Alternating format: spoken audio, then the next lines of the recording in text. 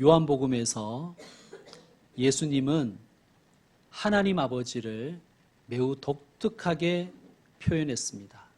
나를 보내신 이. 이런 말씀을 30여 차례나 하셨어요. 굉장히 많이 하셨죠. 나를 보내신 이라는 것은 나는 하나님께 보냄을 받았다는 뜻이고, 동시에 하나님이 나를 보내실 때 목적이 있으시다는 뜻을 포함하고 있습니다. 예수님은 하나님이 자신을 보내실 때 주신 목적을 이루며 살아가는 것이 삶의 목표이셨어요. 우리가 요한복음을 읽어보면 예수님께서 성경을 응하게 하려 하신다라는 말씀이 여러 번 반복되는 것을 발견합니다. 19장에만 해도 3-4번은 나옵니다. 우리 19장 다시 한번 보시면 24절 보세요. 19장 24절. 군인들이 서로 말하되 이것을 찢지 말고 누가 얻나 제비 뽑자니 이는 성경에 그들이 내 옷을 나누고 내 옷을 제비 뽑나이다 한 것을 어떻게 해요? 아멘. 자, 28절도 보세요. 그 후에 예수께서 모든 일이 이미 이루어진 줄 아시고 뭐라고 되어 있습니까? 이르시되 내가 목마르다 하시니. 자, 36절 37절 여러분 읽어주십시오. 시작.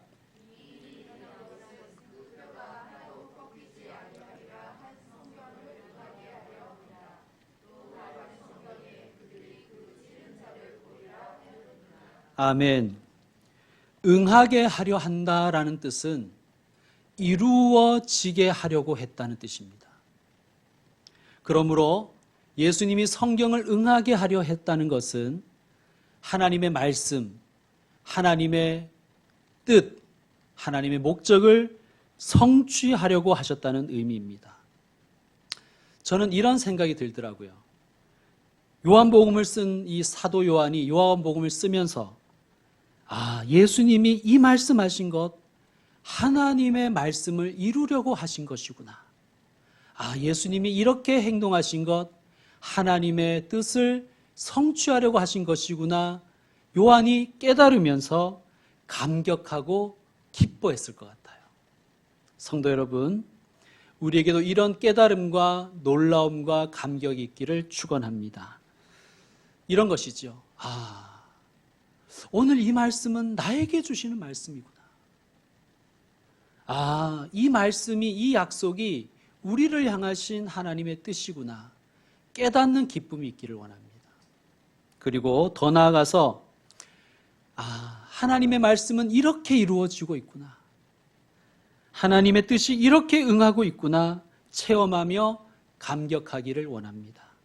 그런데요, 더 나아가서 기뻐하고 감격하는 것을 넘어서서 성경을 응하게 하려는 삶이 우리의 삶 되기를 원합니다. 여러분, 우리 예수님은 성경을 응하게 하려는 하나님의 뜻을 이루시려는 열정이 있으셨어요. 예수님은 십자가에서 이렇게 말씀하셨습니다. 28절 끝에 보시면 예수님은 내가 목마르다라고 하셨어요. 물론 이 말씀은 예수님이 겪고 계시는 극심한 육신적인 고통을 대변하는 말씀이지만 동시에 예수님이 하나님의 뜻을 이루시고자 하는 그 영적인 갈망, 영적인 목마름을 표현한 말씀입니다. 예수님은 그때도 목마르셨고 지금도 여전히 목말라 계십니다. 이스라엘과 하마스의 전쟁을 보시면서 튀르키예, 시리아, 아프가니스탄, 모로코의 지진의 참상을 보시면서 예수님은 지금도 목이 바짝바짝 마르실 것 같습니다. 구원받아야 될 그 불쌍한 영혼들이 삶의 벼랑 끝으로 밀려나고 있는 것을 보시며 그 현실을 보시며 주님은 오늘도 목말라 하시는 줄 믿습니다. 여러분, 우리는 주님의 목마름을 해갈시켜 드려야 될 책임이 우리에게 있습니다. 이 목마름의 시대에 우리 예수님께 얼음 냉수 같은 시원한 일꾼들 되시기를 축원드립니다. 자, 내가 목마르다고 하시니 사람들이 좀 못 알아듣고 예수님께 심포도주를 드렸어요. 신포도주는 발효가 제대로 되지 않아서 식초처럼 되어버린 아주 하급의 포도주입니다. 자, 이런 신포도주를 사람들은 좋아했을까요? 안 좋아했을까요? 당연히 안 좋아하지요. 그러니까 십자가에 달려 곧 죽을 사람에게만 주는 것입니다. 자, 사람들이 예수님께 신포도주를 드린 것, 호의였을까요? 아니면 조롱이었을까요? 물론 해석하기 나름이겠죠. 근데 중요한 것은 예수님이 그 포도주를 받아 마시셨다는 거예요. 여러분, 예수님이 십자가 지시기 전에 하나님께 이렇게 기도하셨죠. 아버지, 할만하시거든 이 잔을 제게서 옮기시옵소서. 여기서 이 잔이란 십자가의 고통과 고난을 의미하지요. 예수님도 그 잔을 피하고 싶으셨어요. 예수님도 완전한 사람이셨기 때문에. 그러나 결국 예수님은 하나님께 순종하여 그 잔을 받아 마시시죠. 왜?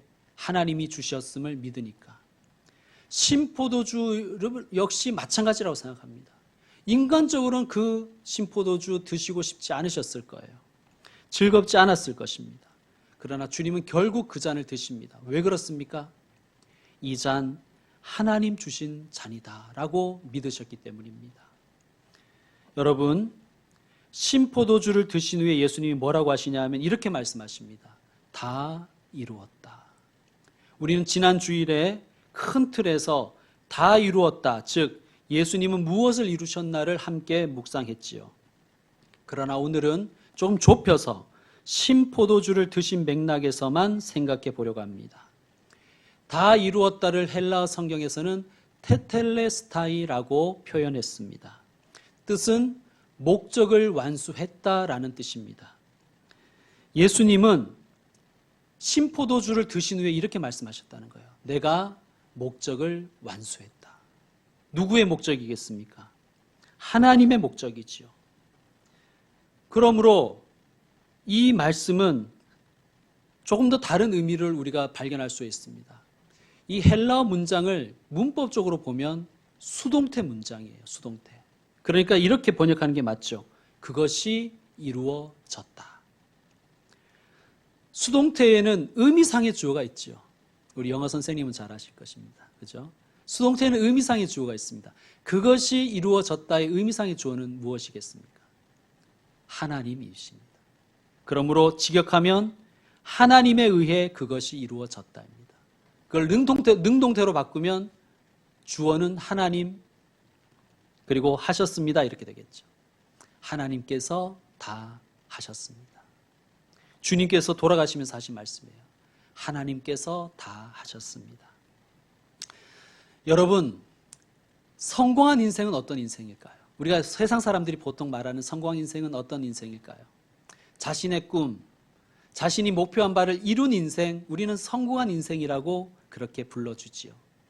그러면 영적으로 하나님 보시기에 성공한 인생은 어떤 인생일까요? 하나님의 꿈, 하나님의 목적을 이루어 드리는 사람이 하나님 보시기에 성공한 사람인 줄로 믿습니다. 자, 그런데 더 여기서 한 단계 더 나아가서 하나님의 뜻을 이루어 드린 사람이 하나님 앞에 나가서 하나님, 오직 하나님이 다 하셨습니다 라고 고백한다면 하나님이 얼마나 기쁘고 즐거우실까요? 여러분 따라 하십시다. 하나님의 뜻이 이루어졌습니다. 오직 하나님이 다 하셨습니다. 여러분, 우리 주님 앞에 서는 날 그렇게 고백했으면 좋겠습니다. 자, 31절 보십시오. 이날은 준비일이라 라고 합니다. 이날은 어떤 날입니까? 이날은 예수님이 십자가에 달리신 날이었어요. 그날이 준비일이래요. 뭘 준비할까요? 안식일을 준비하는 날인 거예요. 유대인의 안식일은 토요일이지요. 그러니까 예수님은 금요일에 돌아가신 거예요. 복음서 전체를 우리가 참고하면 예수님은 금요일 오전 9시에 십자가에 달리셨고 오후 3시에 숨지셨습니다. 너무 빨리 돌아가셨어요. 그래서 사람들은 예수님이 돌아가신 줄을 몰랐습니다. 그런데 이번 안식일은 보통 안식일이 아니라 큰 날이었대요. 6월절이라는 명절이 있는데요. 이 6월절 명절이 있는 아주 큰 안식일이 이제 그들의 앞에 다가왔습니다.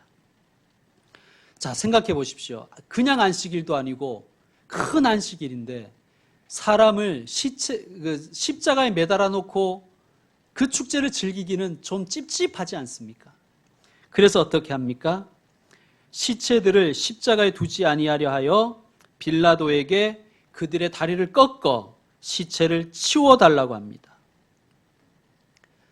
십자가에 매달리면 횡격막이 올라가서 숨쉬기가 어렵다고 해요. 그래서 십자가에 달린 사람은 숨을 좀 쉬려고 다리를 이렇게 쭉 편다고 합니다. 다리를 펴면 숨쉬기는 좀 좋아지지만 못 박힌 발에 체중이 다 실려버려서 극심한 고통이 밀려옵니다. 그러면 다시 무릎을 이렇게 굽히겠지요. 그러면 숨쉬기가 힘들어요. 십자가에 달린 사람은 계속 이 짓을 반복하며 보통은 3, 4일, 건강한 사람은 일주일에서 열흘을 버텼다고 합니다. 그런데 다리뼈를 꺾어버리면 어떻게 됩니까? 다리를 펼 수가 없지요. 그러면 질식사하는 것입니다. 그래서 유대인들이 빌라도에게 그렇게 요청한 것입니다. 왜 그렇습니까? 빨리 죽여서 축제일을 즐기기 위한 것입니다. 참 인간이 잔인하지요. 그런데 예수님은 다리가 꺾이지 않으셨습니다. 왜 그렇습니까? 33절 여러분 다시 한번 읽어주십시오. 33절 시작.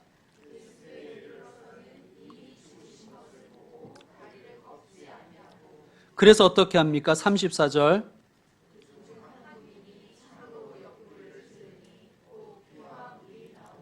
아멘. 확인사살한 것입니다. 창으로 옆구리를 찌르니 피와 물이 나오더라. 왜 피와 물이 나왔을까? 여러 가지 추측이 있습니다. 예수님이 그린 십자가에 달린 예수님의 그린 성화를 보면 창으로 이렇게 찔려서 심장까지 찌른 그런 성화들이 가끔 있어요.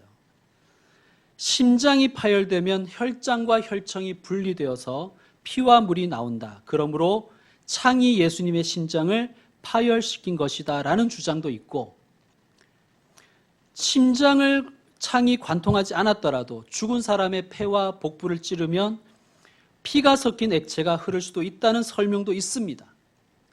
의학적으로 설명한 것 같은데 맞는지 안 맞는지는 모르겠습니다. 그런데 핵심은 그게 아니에요. 중요한 것은 예수님께서 마지막 피 한 방울, 마지막 물 한 방울을 우리를 위해서 하나님께 다 바치셨다는 것, 그것이 중요한 것입니다. 자, 예수님이 흘리신 피는 우리에게 주시는 죄사함과 생명입니다. 또 예수님의 흘리신 물은 예수님이 우리에게 주시는 씻음과 정결을 상징합니다.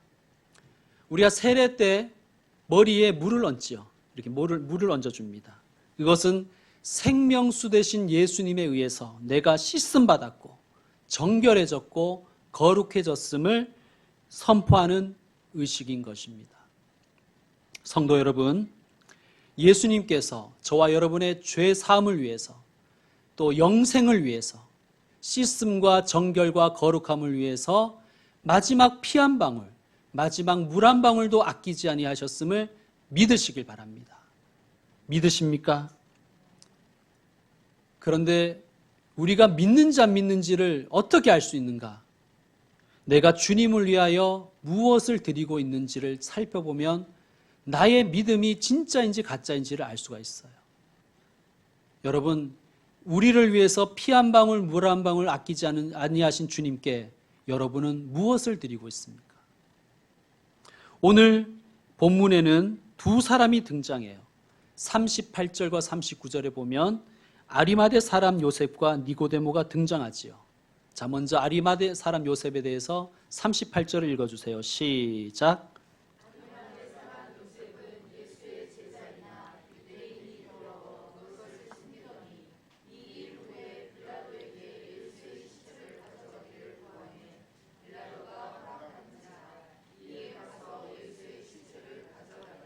아멘.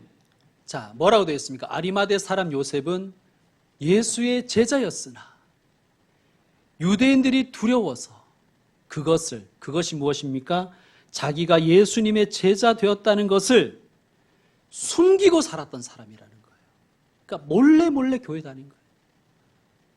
누가 알까봐, 친구들이 알까봐 몰래 교회 다닌 거예요.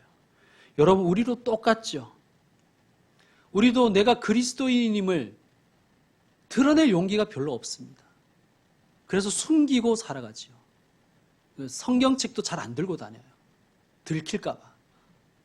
꼽을 치고 다니는 거 아닙니까? 그리고 한 번씩 친구들이 놀라잖아요. 야, 너도 교회 다녔냐? 뭐 이러면서. 나도 다녀. 뭐 이런 얘기들을 서로 나누죠. 아리마대 사람 요셉은 예수님의 제자라는 것을 밝히기가 싫었습니다. 왜냐하면 밝히면 손해볼 일이 너무 많아가지고요. 아무도 그가 예수님의 제자인 걸 몰랐어요. 그래서 어떻게 되었냐? 다른 제자들은 예수님의 제자인 걸 사람들이 알아봤기 때문에 다 도망갔는데 아무도 모르니까 자기는 예수님 가까이에서 십자가를 바라봤던 거예요. 그리고 예수님이 마지막 피 한 방울, 물 한 방울까지 자기를 위해서 다 쏟으신 것을 보고 체험하며 그가 변화된 것입니다. 마태복음 등 다른 복음서를 참고하면 아리마대 사람 요셉은 부자였다라고 되어 있죠. 그는 자신이 나중에 사용하려고 파두었던 무덤, 그 새 무덤에, 아무도 장사 지내지 않은 그 무덤에 예수님을 모셨습니다. 예수님을 위해서 아주 비싼 묘지를 드린 거예요. 여러분 39절 읽어주시기 바랍니다. 39절 시작.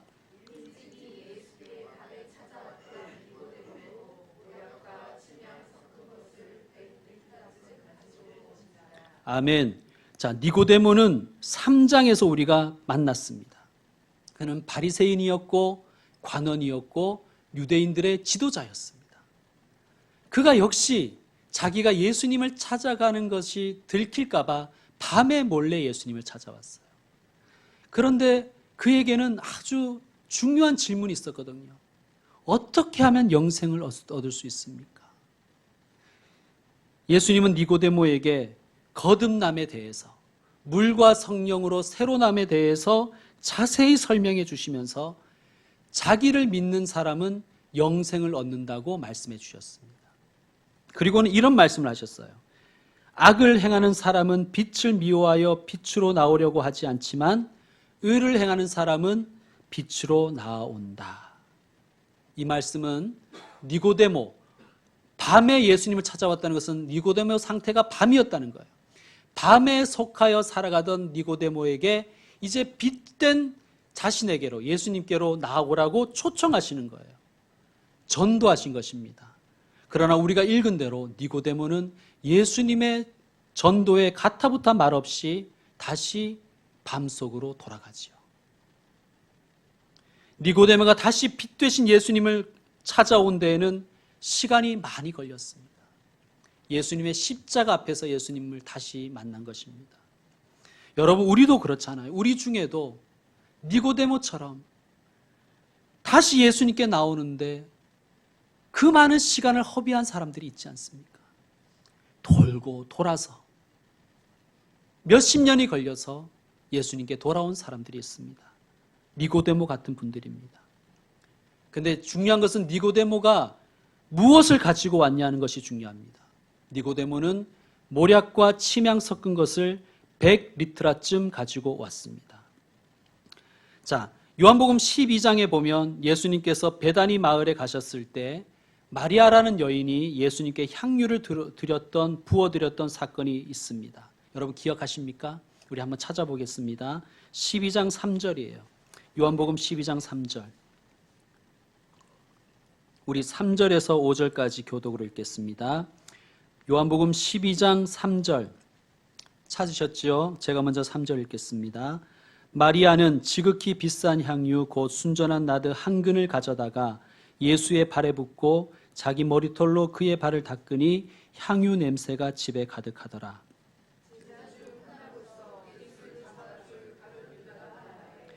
이 향유를 어찌하여 300데나리온에 팔아 가난한 자들에게 주지 아니하였느냐 하니. 아멘. 비싼 향유, 곧 순전한 나드 한 근이라고 되어 있죠. 헬라어 성경을 보면 한 근을 리트란이라고 했습니다. 우리가 읽었던 19장에서 니고데모는 얼마를 가져왔어요? 100리트라. 리트라는 단수이고 리트라는 복수입니다.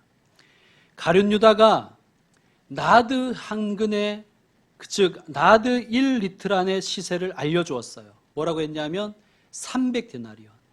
1데나리온은 노동자의 하루 품삯입니다. 그러므로 300데나리온은 노동자의 1년 연봉에 해당하는 그런 가격이었습니다. 자, 19장으로 돌아가서 니고데모가 가지고 온 모략과 침향 섞은 이 향유는 나드 향유와 거의 가격이나 급이 같았다고 합니다. 그런데 얼마나 가져왔습니까? 100리트라. 가룟 유다가 낭비라고 불평불만했던 그 양의 100배를 가지고 온 거예요. 이 정도의 양은 당시 왕에게만 드린 양이었다고 합니다. 왕에게 부어드릴 때 이 양을 사용했다고 합니다. 여러분, 니고데모 어떤 사람이었습니까? 남 눈치 보느라 신앙생활할 용기가 없어서 그냥 어둠 속에 머물렀던 사람입니다. 그런데 이제 빛 대신 예수님께 다시 나왔습니다. 예수님이 자신을 위해서 물과 피를 한 방울도 아끼지 않고 자신을 위해 흘려주셨다는 것을 깨닫고 이제 예수님을 나의 왕이라고 고백하는 장면인 것입니다. 여러분, 아까 조영석 집사님이 찬양 인도할 때 이런 멘트를 하셨죠. 좋아하는 것과 좋아 보이는 것의 차이. 무엇이었습니까? 좋아하는 사람은 헌신합니다. 참여합니다. 드립니다. 여러분, 하나님을 사랑하십니까? 하나님을 좋아하십니까? 그러면 아리마대 사람 요셉처럼, 그리고 니고데모처럼 헌신하는 사람이 되시길 바랍니다. 예수님께 드리는 시간과 물질과 에너지가 아직도 아까우십니까? 그러면 여러분 십자가를 다시 경험하셔야 됩니다. 십자가를 바라보시고 묵상하십시오. 우리를 용서하시고 새 생명 주시기 위해서, 또한 씻어주시고 정결케 하시고 거룩케 하기 위해서 주님은 피 한 방울 물 한 방울 아끼지 아니하셨습니다. 예수님을 다시 만나는 복된 분들 되시길 바랍니다. 여러분, 우리도 요셉처럼 니고데모처럼 두려웠고 그래서 비겁했고 용기도 없었지요. 예수님이 나의 그 알량한 돈과 명예 다 뺏어가실까 봐 전전긍긍하며 아까워하고 하나님께는 얼마나 인색했습니까? 내 시간, 내 돈이 아까워서 봉사도 하지 않고 참여도 하지 않고 온전한 11조도 하나님께 드리지 못하지 않습니까? 그런데 아리마대 사람 요셉과 니고데모가 우리에게 소망을 주고 있습니다. 아리마대 사람 요셉이 변했다면, 니고데모가 변했다면 나도 변할 수 있으리라. 예수님의 십자가가 나를 위한 것이며 예수님이 나를 위해서 피 한 방울, 물 한 방울마저 다 주셨음을 진정으로 믿게 되면 우리 예수님 위해서라면 아까울 것이 없는 사람으로 변화될 것을 믿습니다.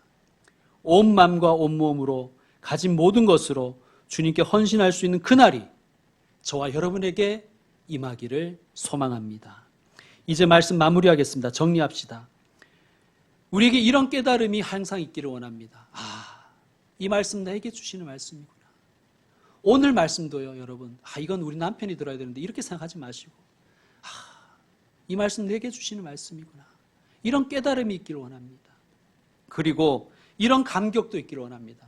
하나님의 뜻이 이렇게 이루어지고 있구나. 하나님의 목적이 이렇게 이루어지고 있구나. 이런 감격이 우리에게 있기를 원합니다. 그리고 더 나아가서 내가 하나님의 목적과 하나님의 뜻을 이루어 드리는 사람이 되어야 되겠다. 이런 결단을 하시면 좋겠습니다. 예수님 다 이루었다라고 말씀하셨죠. 여러분, 진정한 성공은, 하나님 보시기에 진정한 성공은 하나님의 목적과 뜻을 다 이루어 드리는 것입니다. 테텔레스타이가 수동태라고 말씀드렸습니다. 그것이 하나님에 의해 이루어졌다. 그리고 우리는 이렇게 고백하기로 했습니다. 오직 하나님이 다 하셨습니다. 성도 여러분, 우리의 일생을 통해서 정말 작은 것 하나라도 하나님의 뜻을 이루어 드리십시다. 그리고 주님 앞에 서는 그날 주님이 하셨습니다. 그렇게 고백할 수 있는 저와 여러분 되셨으면 좋겠습니다. 마지막으로 예수님의 옆구리에서 쏟아진 피와 물은 우리의 죄 용서와 우리의 영생과 씻음과 거룩과 정결을 위해서 자신의 모든 것을 다 바치신 주님의 사랑을 상징한다고 우리는 배웠습니다. 예수님은 나를 위해서 아무것도 아끼지 않으셨어요. 그런데 우리는 얼마나 아까워합니까? 여러분, 십자가를 통해서 예수님의 사랑을 깨달은 사람은 변화될 줄로 믿습니다. 마치 아리마대 사람 요셉과 니고데모처럼 말입니다. 우리 이렇게 고백했으면 좋겠습니다. 오 예수님, 아리마대 사람 요셉을 변화시켜 주신 것처럼, 니고데모를 바꾸어 주신 것처럼 나도 새롭게 하여 주시옵소서. 나도 새로운 피조물 되기를 원합니다. 주님을 위해서 아까워하지 않는 사람이 되게 하여 주시옵소서. 이렇게 소망하며 기도하는 분들 다 되시기를 축원드립니다. 기도하겠습니다.